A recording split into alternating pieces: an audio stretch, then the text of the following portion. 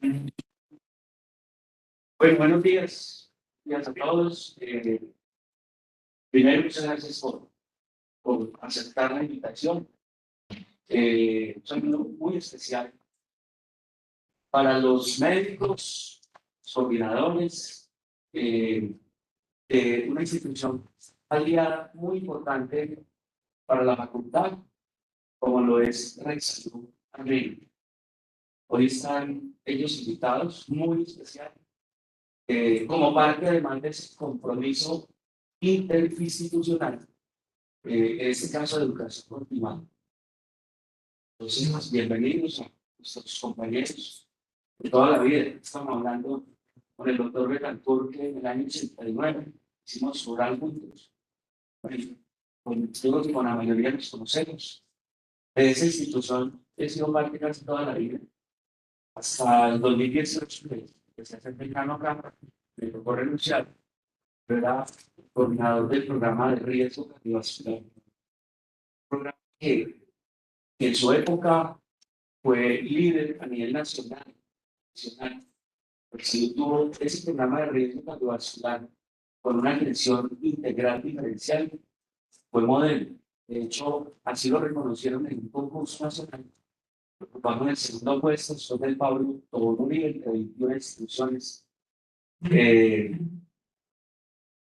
el modelo se llevó a cabo, yo creo que muy bien, estructurado hasta el año 2016-2017, desde el año 2013 que lo propusimos, con recursos incluso diferenciales del sistema de seguridad, o sea, tenía recursos por alrededor de 1.600 millones de pesos año, diferente a todo el país. Ese programa marcó el camino, incluso de lo que es ahora la Ruta de Atención Integral en Salud, antes del año 2015-2016, con la nueva propuesta, la reforma de la salud. El Salud y nuestro equipo hizo la propuesta de lo que es la ruta prácticamente, así lo marcaba. Y ese es el, digamos, hoy parte del camino que labramos con el tema de diabetes y riesgo cardiovascular, diabetes, hipertensión, obesidad. Muy bien, entonces con este preámbulo vamos a hablar de un tema y de un tema abarcando la mayoría de los aspectos del tema, un poco atrevido, porque ustedes saben que diabetes solo da para un simposio, un congreso de una semana, y casi que cada tema da para una mañana entera. O sea, hablar de cada uno de estos ítems que toco ahí, como son la fisiología, la etiopatogenia, el diagnóstico, el tratamiento, da para mucho. Entonces vamos a tratar, ser juiciosos hasta antes de las 8, de abarcar la mayoría de los temas. Estamos hablando, primero, estas como son las referencias grandes, principales, digamos, para que ustedes tengan tranquilidad de que lo que se dice es de pronto lo más vigente, porque yo diría que en los últimos 5 años, los avances significativos grandes, sobre todo para el ejercicio de los médicos generales en instituciones de primer nivel, los cambios no son grandes, y son más cambios, sobre todo lo que tiene que ver con la terapéutica, con los estudios que dan fe de los nuevos fármacos, sobre todo las gliposinas, o los inhibidores del transportador de glucosa a nivel tubular renal. Pero por lo demás se continúan vigentes muchas cosas. Pues un poquito de la fisiología está Silverton, las guías de práctica que en Colombia pues, es casi que de uso idealmente, sobre todo en instituciones de primer nivel obligatorios, se están quedando. Desafortunadamente nosotros hacemos una guía y nos demoramos como 7, 8, 10 años para hacer la siguiente versión. Año 2015, ¿cierto? ALAD está un poquito, se trata de actualizar más cada 3 años. Este 2019 está la Asociación Latinoamericana de Diabetes y este yo diría que es el mayor referente mundial en lo que tiene que ver con actualización, que es básicamente las guías ADA, las versiones de cada año. O sea, esta versión con el grupo de estudio para la diabetes, sobre todo en atención primaria, es la 2022. Ahora se las mando al doctor Barrera para que le compartan. Si no las tienen, pues, sobre todo el abstract, que la pueden leer, aunque es larguita, pero la pueden leer de corrido. Es más fácil. Esos son los referentes principales. Estamos hablando de un monstruo epidemiológico. Yo lo llamo así, lo he llamado siempre así. Recuerden que con la obesidad es lo que llamamos la diabesidad, que es la epidemia del siglo XXI, diabetes, obesidad. Estamos hablando de un monstruo epidemiológico que en Colombia más del 7% de la población mayor de 20, 30 años tiene diabetes. Más del 20% de la población. Hay un estudio quindiano que tuve la oportunidad de hacer en el año 2003. Hicimos el estudio de prevalencia en Armenia y nos marcó 11.2, una estadística muy parecida a los mexicanos. Los mexicanos tienen como el 15%. Y recuerden que esto es una epidemia que se multiplica casi exponencialmente. O sea, cada 5 años se va duplicando casi las cifras de diabetes que van de la mano con lo que tiene que ver obesidad y lo que tiene que ver con estilos insaludables de vida que en última repercuten sobre este tipo de enfermedad y todo lo que es riesgo cardiovascular. La mayor causa de ceguera, la mayor causa de amputación no traumática, ustedes van a una unidad renal, la mitad son diabéticos, la mayor causa de neuropatía, la mayor causa de vasculopatía. Recuerden que Colombia sigue siendo el infarto la primera causa de mortalidad, pero detrás del infarto está diabetes y hipertensión. La mayor causa de atención por consulta externa, una gran parte de las causas de ingresos hospitalarios. O sea, esto es un monstruo epidemiológico, como dice, que todo lo que digamos de ella va a ser vigente, nos va a servir, lo vamos a necesitar y ustedes quieren dedicar a eso. Se pueden dedicar y tienen con qué, perdón de la expresión, con qué vivir toda la vida. Hay gente dedicada solo a eso. Yo me hubiera podido dedicar solo a eso, ¿no? Nunca me quise dedicar a una sola cosa, pero digamos que un pedacito de mi vida la dedico a la diabetes. En el 2010 propuse estar, digamos, que en el 2015 éramos un referente importante en la región y de pronto lo logramos. Y con el programa de riesgo fuimos un referente importante en el país. En el país tapa mucho la diabetes y el riesgo cardiovascular. Un repasito, recuerden, esto es una célula pancreática, llamémoslo así. El externo es exocrino, la mayor parte de las células del páncreas son exocrinas, o sea, están destinadas a secretar hacia los conductos pancreáticos y hacia la segunda porción del duodeno enzimas que básicamente degradan los alimentos, sobre todo las grasas, y el centro es un islote de Langerhans, donde lo que más ven ustedes, 60% son células beta, después siguen las células alfa, estas son insulina, las células alfa glucagón, un poquito menos, 30-20%, y un poco menos de eso, el delta, ahora ya se habla del epsilon con grelina, y las células CP que secretan péptidos intestinales. Y cada vez sale otra cosa, ¿no? Aquí hay amilina, por ejemplo, en las células beta también, como otro referente importante para la función que cumple la insulina. Y es una función muy parecida. Estos son entonces, la beta produce células, esas células producen insulina, lo que más secretan, pero también amilina. Las alfa producen glucagón, recuerde que se oponen la una a la otra, son antagónicas. Las delta lo que más producen somatostatinas, pero también producen péptidos intestinales. Y la somatostatina es como el sparring, o mejor, el regulador de las dos. Dependiendo de lo que esté ocurriendo, ella inhibe la una o inhibe la otra. Estoy traduciendo cosas casi en términos muy paisas. El epsilon están dispersos en todos los islotes, produce grelina. Acuérdense que la gran producción de grelina se puede decir que es a nivel del estómago, ¿cierto? Y tiene que ver con apetito.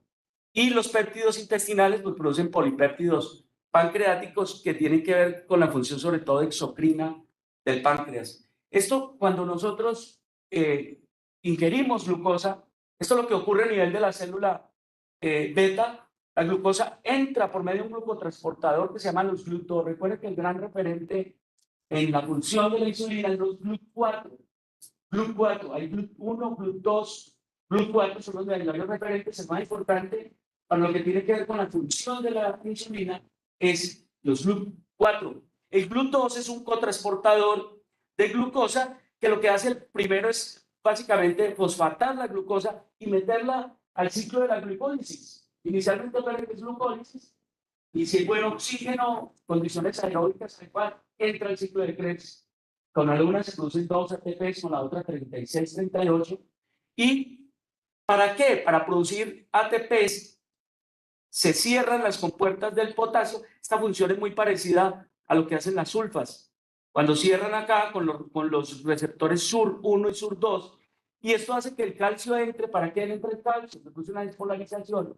Y en última, los gránulos que contienen insulina se degradan y liberan insulina a la circulación. Eso es lo que ocurre con glucosa acá. Pero nosotros no solo liberamos insulina por esa entrada de glucosa. Recuerden que el solo hecho de pensar en comida es una acción psico-neurohipotalámica, llamémoslo así, y por vía vagal va a ir a la señal al páncreas para que secrete insulina. O sea, pensar en comida, ¡pum!, libera insulina. Pero la mayor liberación de la insulina se hace por el efecto incretínico. ¿Sí? Ya le pegamos la miradita ahora. Voy a pasar esto para verlo ahorita más en contexto. ¿Qué hace la insulina? La insulina va y va a un receptor. Receptores para insulina hay en muchas células, pero donde más hay son en el músculo y en la grasa. Músculo y grasa son los mayores receptores, y esos receptores, cuando se unen, se genera una señal nuclear. Ojo, la insulina no entra a la célula. La insulina actúa por un segundo mensajero, por señales. Traduzcamos toda esta carreta, y esto lo que hace es, al final, hace que un segundo mensajero, alguien que lleva el mensaje, va a receptores nucleares que se llaman receptores PIPAR-GABA, y esos receptores nucleares le dicen al núcleo de la célula: hermano, produzca sustancias que necesita el cuerpo muy rápidamente. Y una de esas sustancias, por ejemplo, son producir cotransportadores. El GLU4 se produce por esta señal, pero también las otras enzimas con las que actúa o median la acción de la insulina, la transferasa, la que degrada los triglicéridos de los kilomicrones, el VLDL. Ayúdame a recordar, doctor Murillo, se me va el nombre en este momento, es un lapsus, dígitos, no es, lo tengo ahí. Ella degrada los triglicéridos en ácidos grasos glicerol, y en la puerta de la grasa, por ejemplo, ¿cómo se llama? Lipoproteílipasa. Lipoproteílipasa, ahí se produce lipoproteílipasa. O sea, no es solo pero también se producen factores de crecimiento y factores de transcripción. Por eso es que esa hiperinsulinemia, el síndrome metabólico que no ha hecho diabetes, genera tantos problemas. Esa hiperinsulinemia permanente, sostenida. Y recuerden que desde ese momento del síndrome metabólico ya empiezan a haber problemas, incluso cáncer, ¿cierto? Está asociado más al cáncer, incluso del colon, creo que de próstata. Hay varios cánceres que parece que se explican por esos factores de crecimiento en esa señal de ese segundo mensajero, que se producen y empiezan a producir efectos de duplicación no controlada. Estas famosas acantosis nígricas que muchos tienen, hombres, mujeres, 14, 15 años de edad, que son marcadores, señales de resistencia a la insulina. La acantosis nígrica parece que es secundaria a esa hiperinsulinemia y esa hipersecreción, hiperproducción de factores de crecimiento que producen unas placas que parecieran mugre. Uno dice, tiene mugre en el cuello, en las axilas, y resulta que no.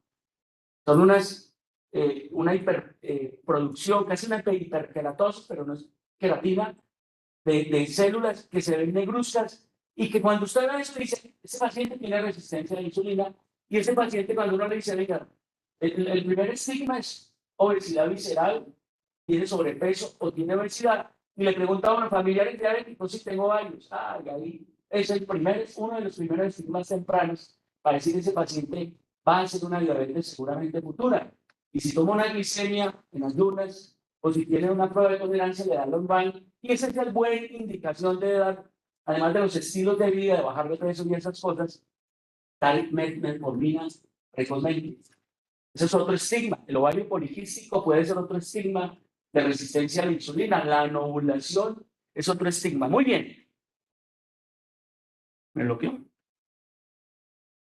Julio, ¿me pasa? A ver si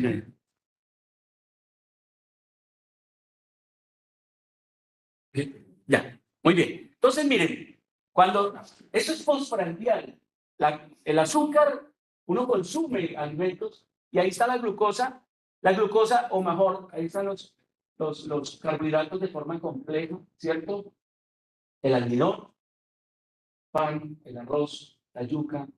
Eso entra, se degrada, finalmente la glucosa logra entrar, fructosa, glucosa, entra en la circulación y lo que ocurre es que a nivel pancreático estimuló las células beta, inhibe las células alfa, se aumenta la liberación de insulina y esta va al hígado y va al músculo. Y en el hígado, aprendan, estudiantes de segundo año, aunque el año pasado lo vimos, hay como 4 diapositivas de ellos, levanten la mano, los que están en cardio.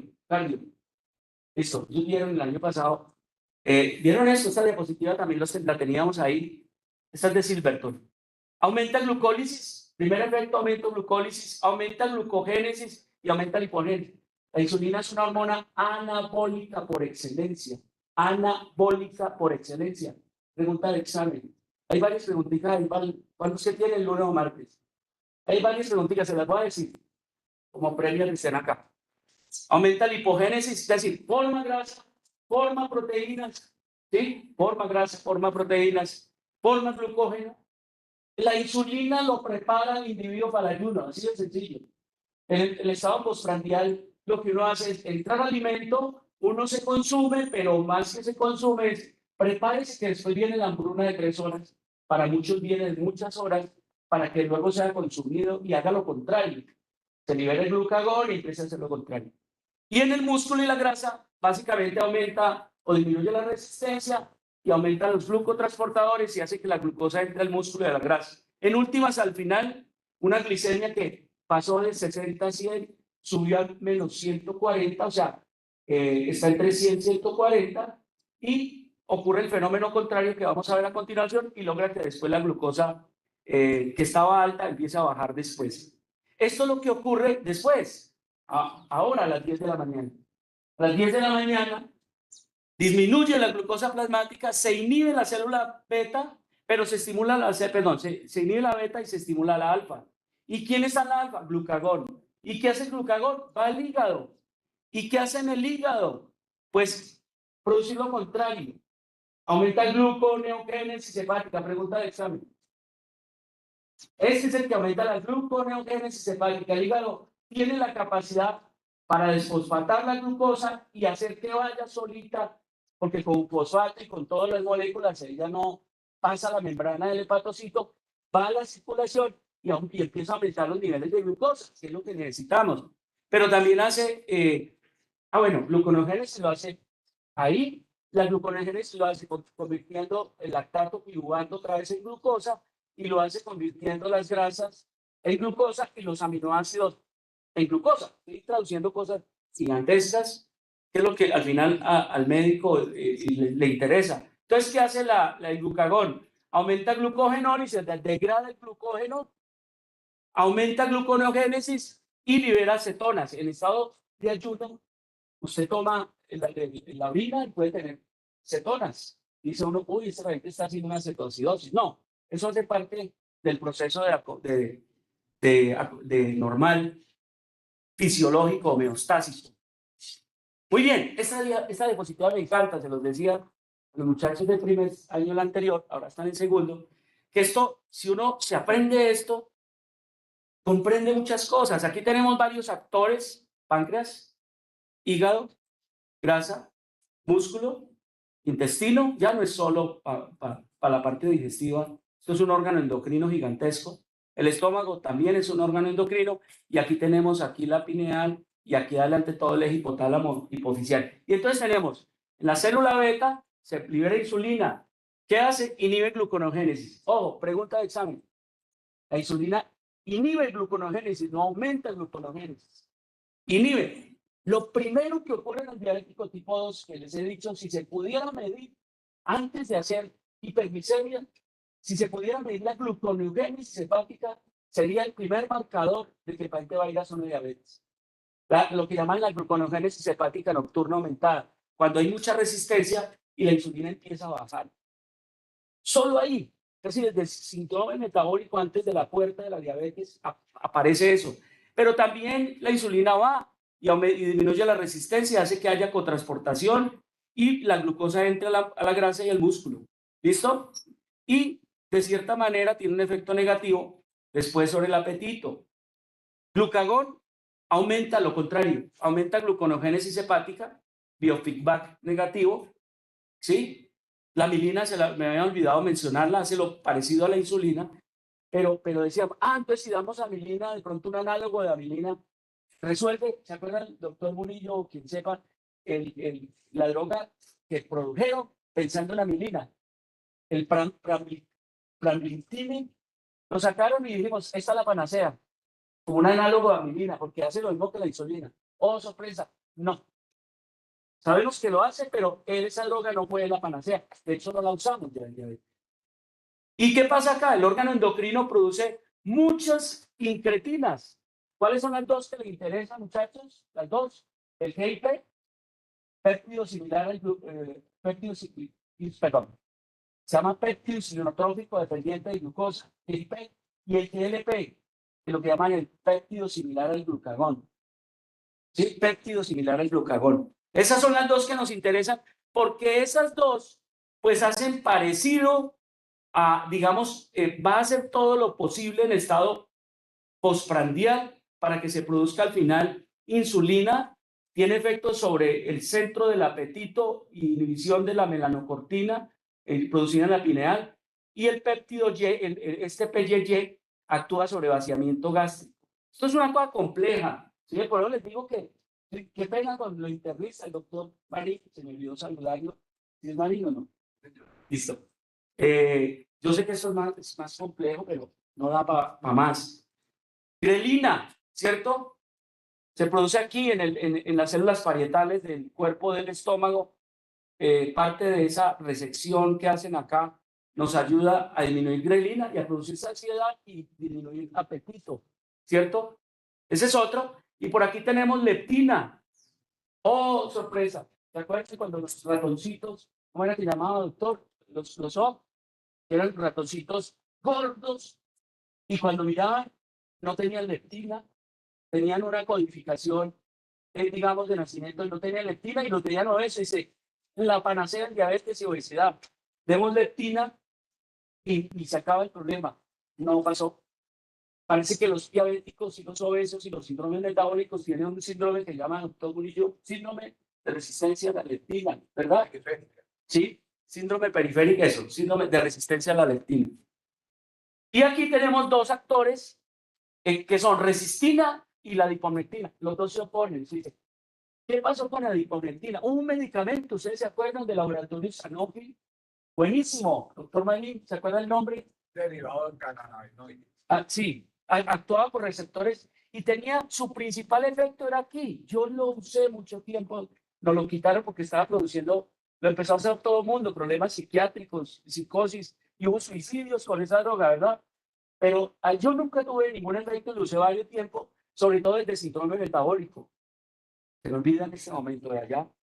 Esa era la adiponectina, su principal acción, está diciendo ahí, su principal acción era adiponectina y la resistina se opone, la resistina lo que hace, eso se produce en el tejido graso. Esas son las famosas citoquinas del tejido graso. El tejido graso dejó de ser solo graso y pasó a ser uno de los órganos endocrinos más importantes que produce muchas cosas. Produce resistina, adiponectina, produce leptina, produce interleuquina 1, interleuquina 6, produce factor de necrosis tumoral, o sea, es un gran productor de muchas cosas, ¿no? Y parece que en diabetes el problema está acá, ya lo vamos a mirar en la siguiente diapositiva, el problema está aquí en el páncreas, el problema está en la recepción, en receptores, el problema parece que está obviamente en la resistencia a la insulina, el problema está en el hígado, con un hígado hiperproductor de glucosa, el problema es incretínico también. Entonces el problema dejó de ser dos cosas que nos enseñaron siempre, ¿no es cierto? Insulinopenia, resistencia a la insulina, y empezó a hacer eso. Y aquí tenemos el difronzo, apréndanselo, los que no lo saben, yo sé que los restos lo saben. Ese es uno de los tipos que más sabe de etiopatogenia de la diabetes. Y durante mucho tiempo hablamos del octeto, ¿se acuerdan? el octeto ominoso etiopatogénico de la diabetes. Octeto, eran 8 las cosas que decían, y ahora ya son, yo creo que más de 11, 12, doctor Marín, y más de esto, pero ahí estamos. Vamos a repasar con esta diapositiva qué pasa con esos 11 o 12 factores que están asociados en la diabetes. Pregunta del examencito, hay una pregunta que resume eso. Y lo primero, los pacientes diabéticos tienen disfunción de célula beta, y entonces, mire, hasta que no aparezca la insulinopenia, no hay diabetes. Hasta que no aparezca la insulinopenia, no hay diabetes.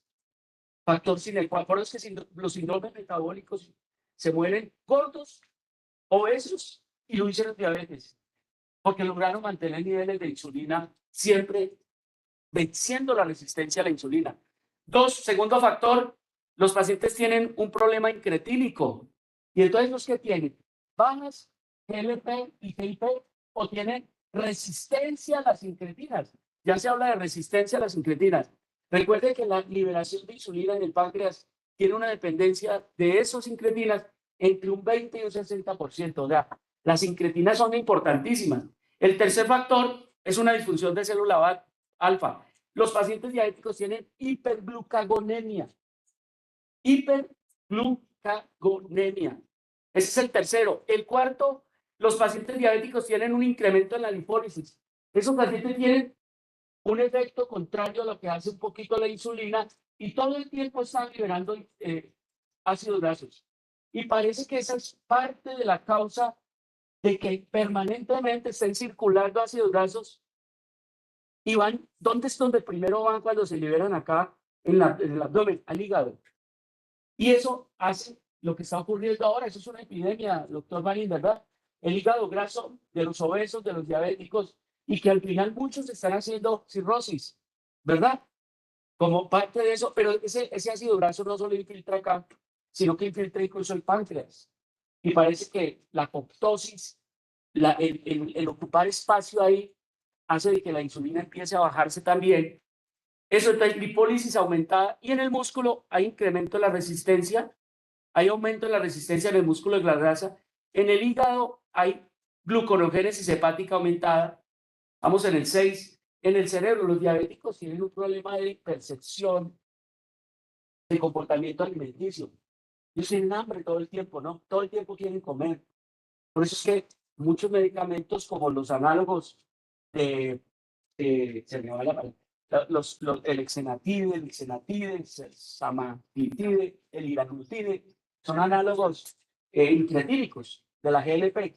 Esos medicamentos actúan muy bien acá y bajan el apetito, pero además ayudan a quemar grasa y a bajar grasa. El octavo, esos pacientes tienen un problema en la microflora, en el colon, en la absorción y en la producción de GLP.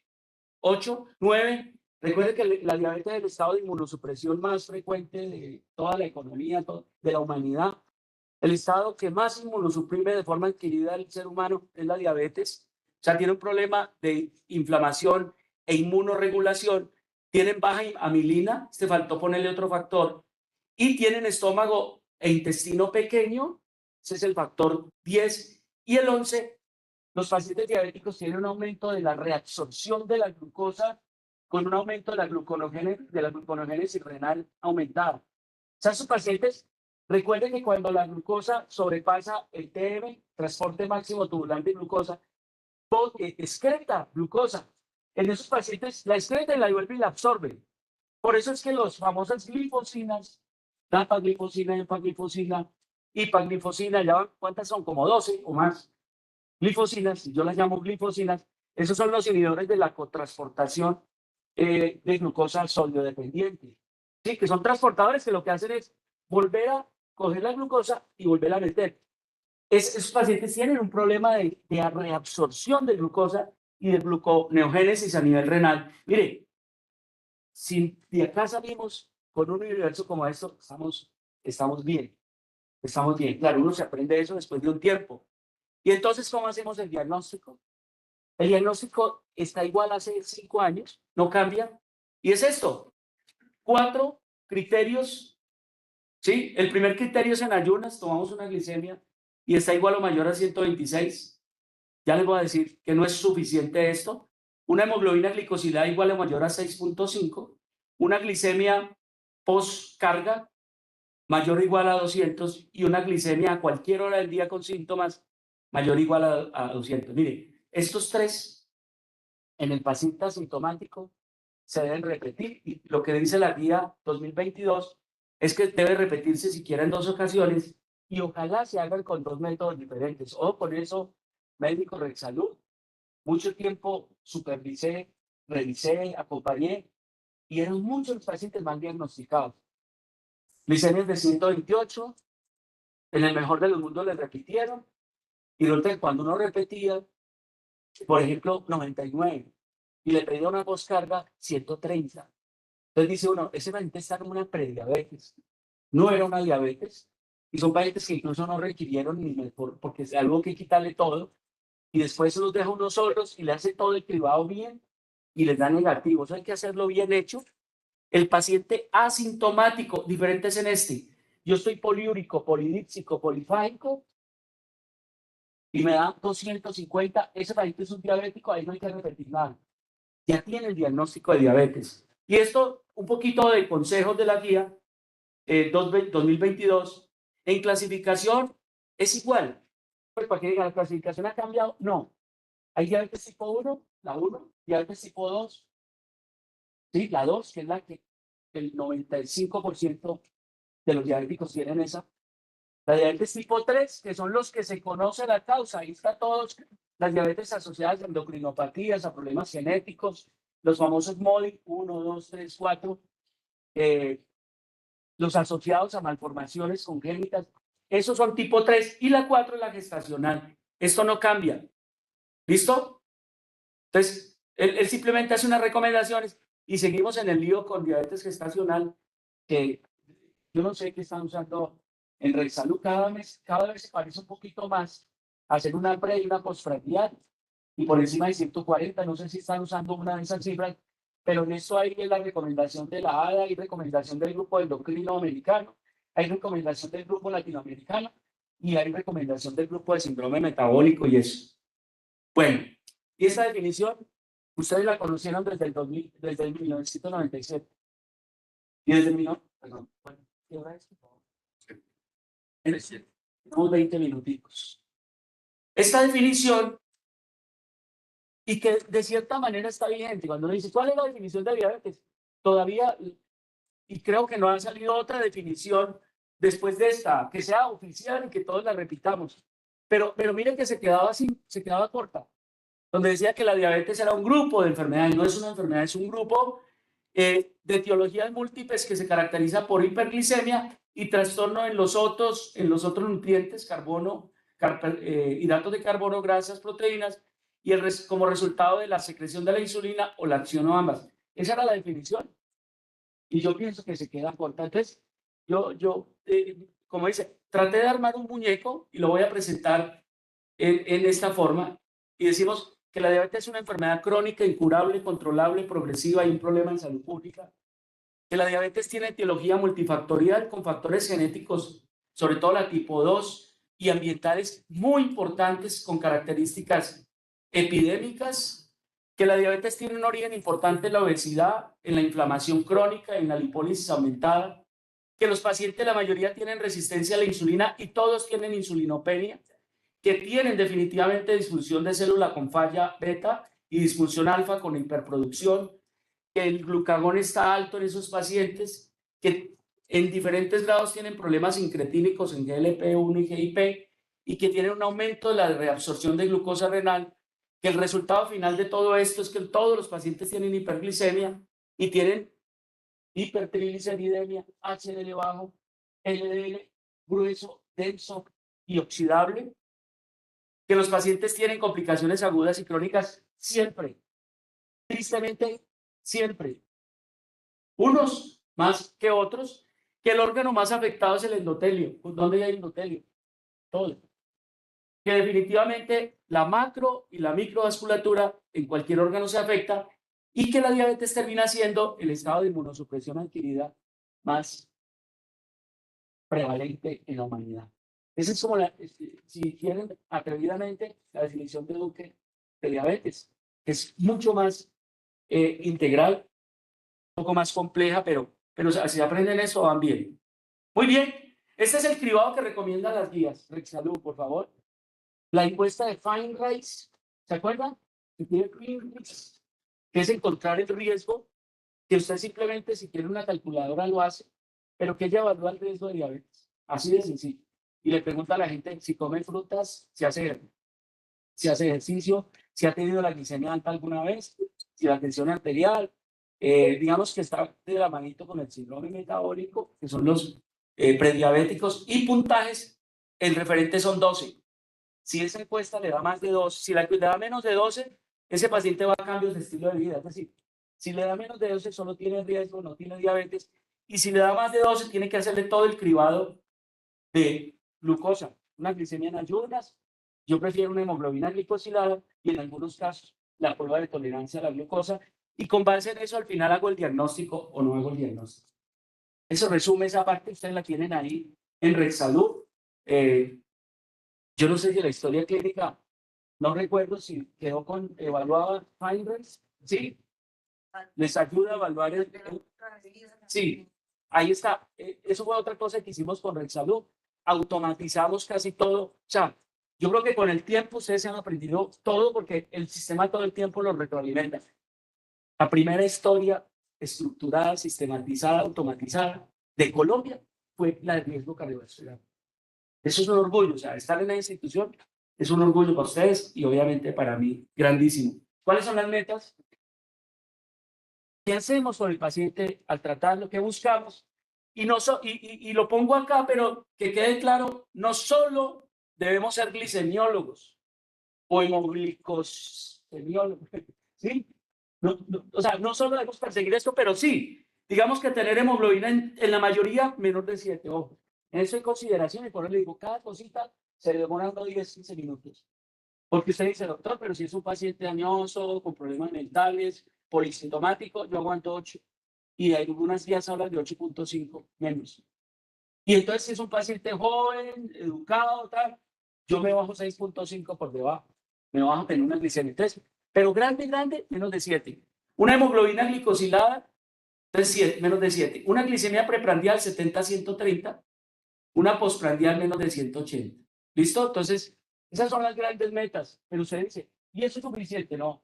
Si usted tiene eso, pero tiene una tensión arterial por encima de 140-90, baila. Si es un renal por encima de 130-85, va a tener problemas. Entonces, no es solo eso. Si es un paciente que sigue siendo obeso, va a tener problemas. Y eso no por eso se dice complicaciones siempre.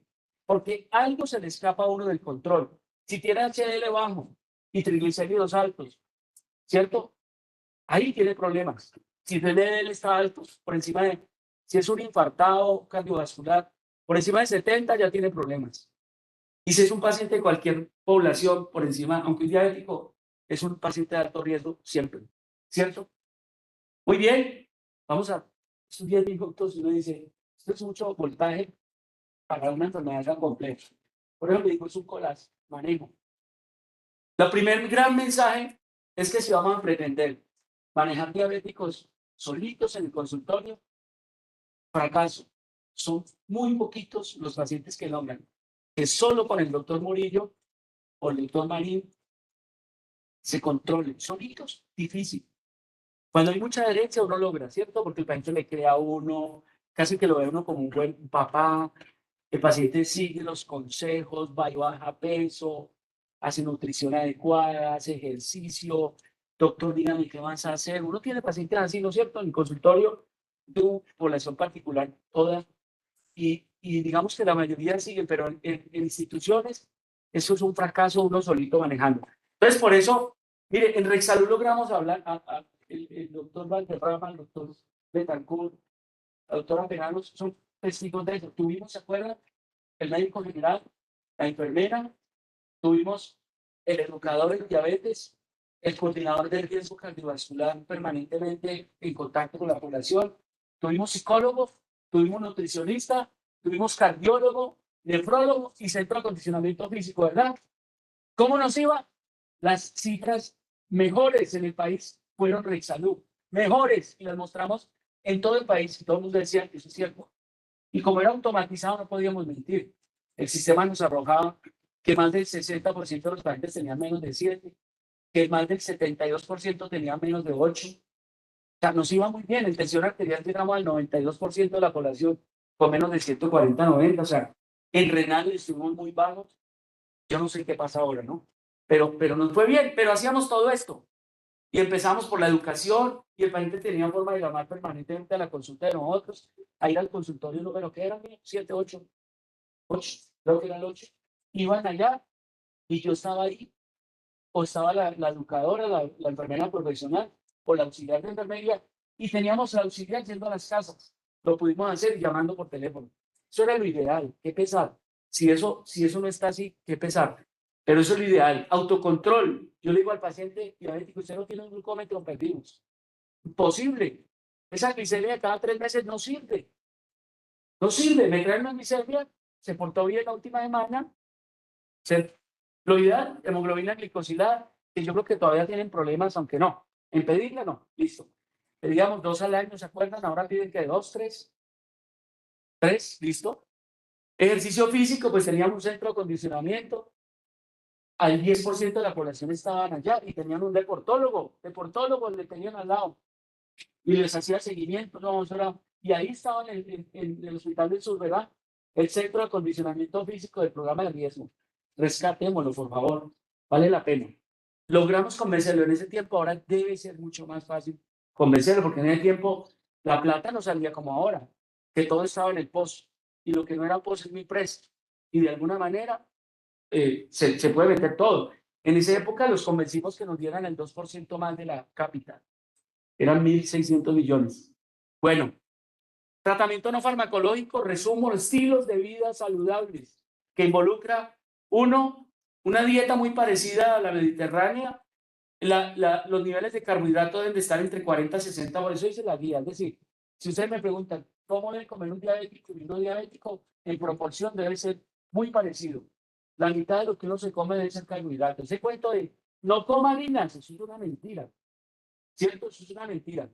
No coma harinas, si repete las harinas y los carbohidratos del 50. Lo que debe bajar es cantidad y la calidad mejorar. Entonces, las proteínas, la tercera parte hasta el 45, y ese cuento de no coma grasas es una mentira. 15 a 30%, ojalá grasas buenas, poliinsaturadas y monoinsaturadas. Eso cada cosita tiene una charla de una mañana. ¿Sí? Solo nutrición nos puede dar una mañana. Hay que hacer actividad física. Doctor, ¿cuánto es la actividad ideal? Decir que un paciente hace ejercicio son 30 minutos, 3 días a la semana, 90 minutos.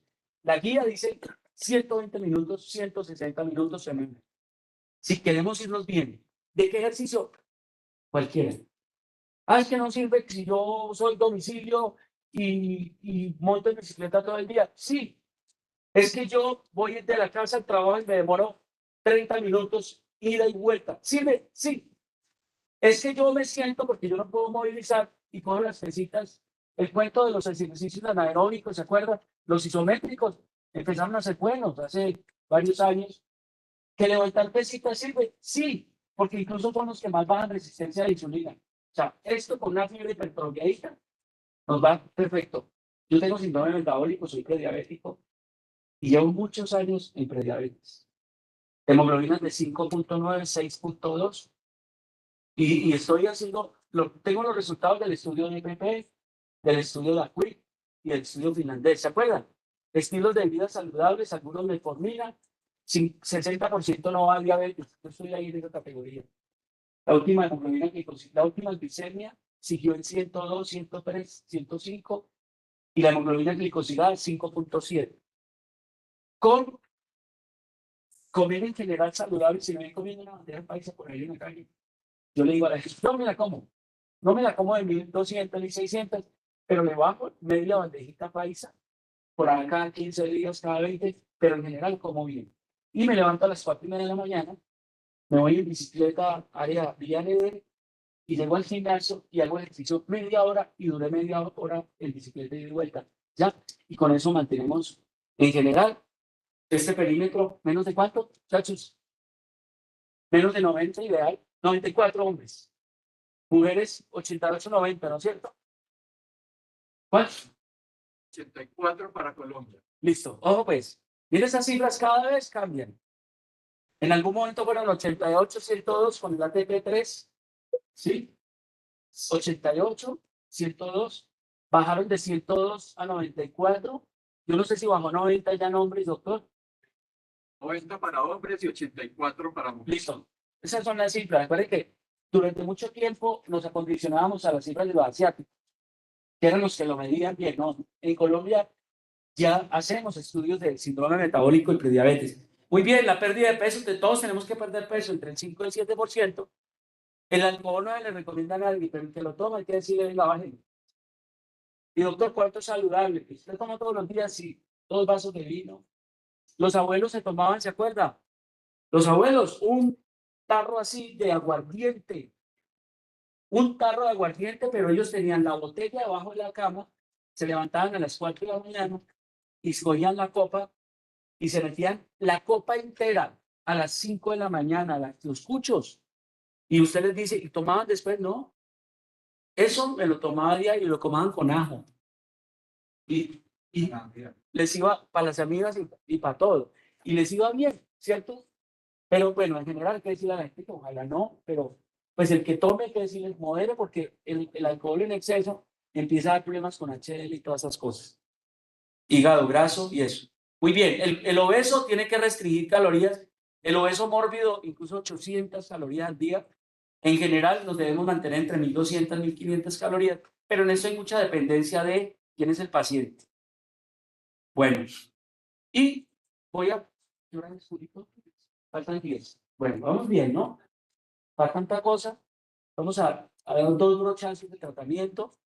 Y esto lo dice la mayoría de las guías, lo puedo decir así. Todos los pacientes inician cambios terapéuticos en el estilo de vida. Eso sigue igual, eso no cambia. ¿Qué más? Tratamiento farmacológico, todos. Recuerden que duramos muchos años con el paso 1, cambios terapéuticos. Ahora es tratamiento farmacológico, sí. ¿Y cuál es el medicamento ideal? La metformina en la mayoría. Eso dicen nuestras guías. Eso dicen la mayoría de nuestras guías, pero ya el ADA está diciendo otra cosa.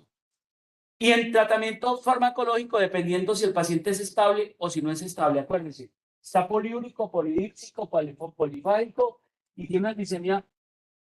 Si de pronto tiene cetosis, cuerpos cetóricos, y tiene una glicemia por encima de 280, ese paciente es susceptible a cetoacidosis, insulina, y seguramente hospitalizado. Si está por encima de 300, está poliúrico y ese paciente de entrada toca iniciar insulina, así sea, ojalá hospitalizado, sino ambulatorio. Tengo muchos pacientes que ambulatorio de inicio, pero yo todo el tiempo estoy conectado con el paciente. Todo el tiempo es, ¿cómo va? Póngase tanto, vamos a poner una insulina de acción ultra rápida y una insulina, un análogo de insulina, una glargina o Degludec, y empezamos a trabajarlos con los de acción ultra rápida, los análogos. Y nos va bien, casi siempre ambulatorio. Hay que evitar que los pacientes se queden en los hospitales, porque perdónenme la expresión, son un peligro. No hay tiempo de controlar a esos pacientes. A todos les pasa. Entran con hiperglicemia y a los 3 días están con hiper, 600. Y empiezan a manejar hiper y luego hacen hipoglicemia y rebotan. Y duran 15 días en el hospital. Si usted compara, no he hecho el estudio, eso es personal. Ese paciente, si está adherido, si es juicioso, si está conectado, ambulatorio. Descarte que no tenga una situación, una infección grave, un evento cardiovascular, no hay nada de eso, va para la casa y empieza a aplicarse esto y nos va bien. Muy bien. La meta, menos de 7. Acuérdense que 7 es el referente para iniciar una metformina solamente. Si está por encima de 7 o está por encima de 8, hay que ir pensando en iniciar terapia dual, ya vamos a mirar. Recuerden que los cambios los hacemos cada 3-6 meses. Ojo, si está inestable, esos cambios son inmediatos, pero en este paciente los hacemos cada 3-6 meses. Y aquí está. Manejo farmacológico si el paciente no tiene una meta inicial. Entonces, refuerza estilos de vida saludables. Seguramente el paciente tiene monoterapia y vamos a agregar. Las guías, la mayoría, yo no sé si les están dando algo diferente. Ustedes le dicen el Rexalud. si le están dando algo diferente a glibenclamida, metformina y las insulinas. La angina, no sé cuál tienen de ultra rápida, apidra, glulicina. Listo, esas las tenemos. ¿Tienen alguna de las otras? Así estamos igual. No tienen, ellos no tienen ni los análogos incretínicos, así sea excelente. Sí, si va para el especialista, se va por ni siquiera MiPres, porque eso está ahí. Eso no hay que hacer MiPres, ¿verdad? No hay que hacer MiPres. O sea, todos los medicamentos que aquí están, que vamos a mencionar en el cuadro ahora, están en el post. Entonces, inhibidor de los DPP, las famosas gliptinas. La primera que sacaron, la Januvia, sitagliptina, muy buena. Después salió vildagliptina, el Halra o el Galbus, son combinados con metformina como alternativa al inhibidor de los cotransportadores de sodio, las glifosinas que llamamos, la empaglifosina es la más, de las más usadas, las dapaglifosina y la ipaglifosina, pero ya hay más de 10, ¿cierto? Muy bien. Y puede agregar una sulfa. Mire, pues estamos en Rexalud. En eso hay manejo costo-efectividad, no hay nada más que dar. El paciente ideal para sulfa de entrada con metformina es el paciente con hemoglobinas por encima de 8. Paciente por encima de 9, hay que ayudarlo de una vez de entrada con insulina, junto con metformina y lo otro. El problema es lo que yo le digo, Red Salud y todo el sistema de salud colombiano, la mayoría nivel 1, casi que no tiene sino esas 2 drogas orales, porque las otras, pues el hospital las debería dar si está en capital, pero no las dan, ¿no es cierto? Entonces todo se tiene que ir por derecho de petición, tutela, y ahí termina la cosa complicada.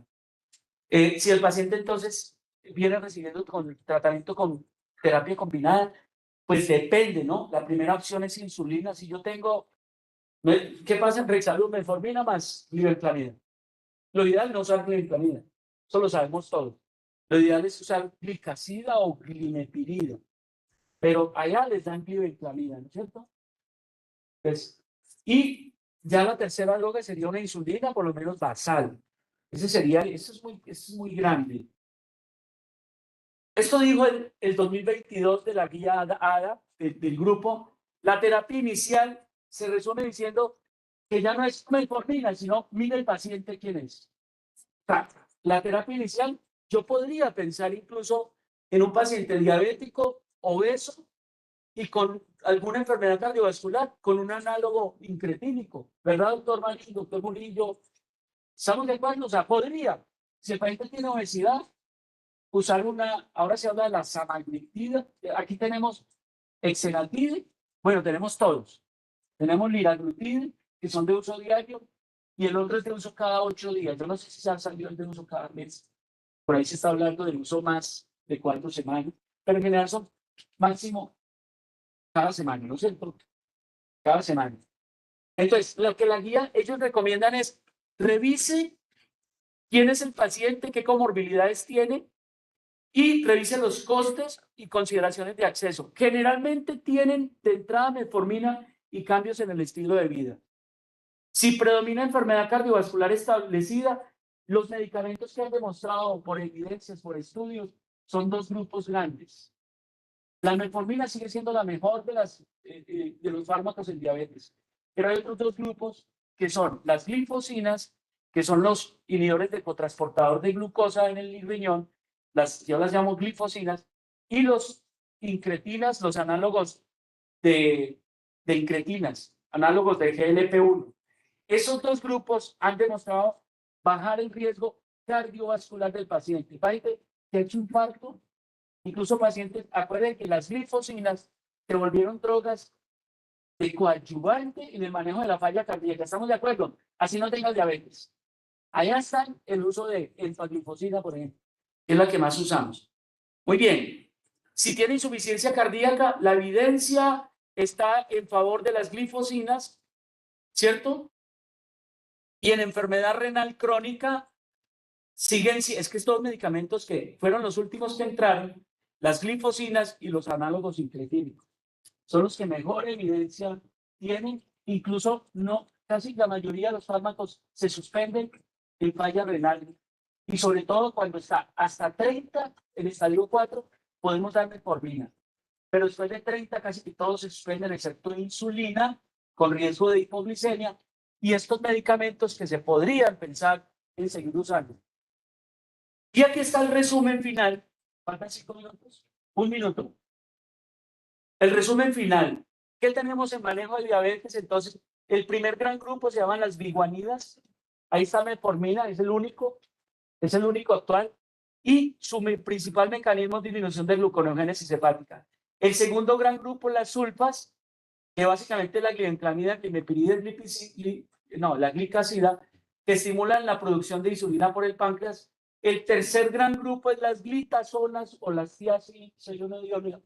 Vean, tiazolinodionas, glitazonas, pioglitazonas, pero no está en Colombia. Pero es un medicamento que todavía se usa en muchas partes, incluso en prevención.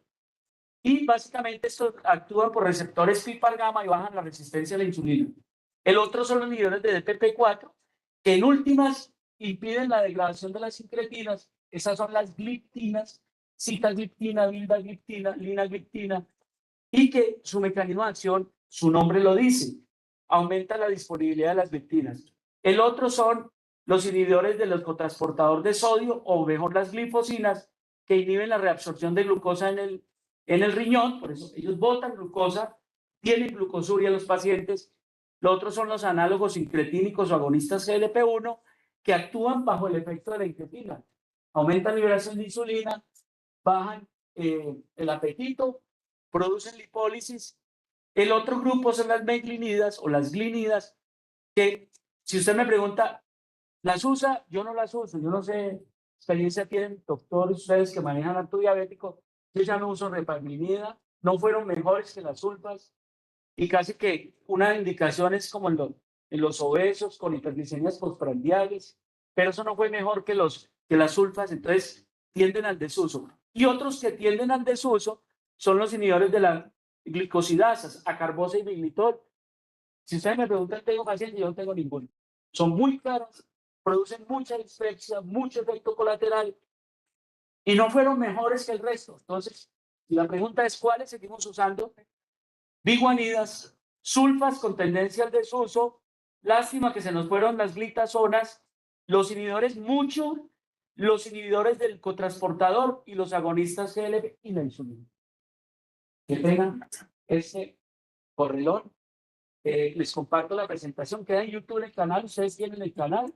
En este momento, entre otras cosas, les anuncio a partir de hoy, todo lo que se haga acá se sigue transmitiendo en directo por webs y en directo por YouTube, y les queda la grabación en el canal Facultad Ciencias de la Salud, que lo creamos.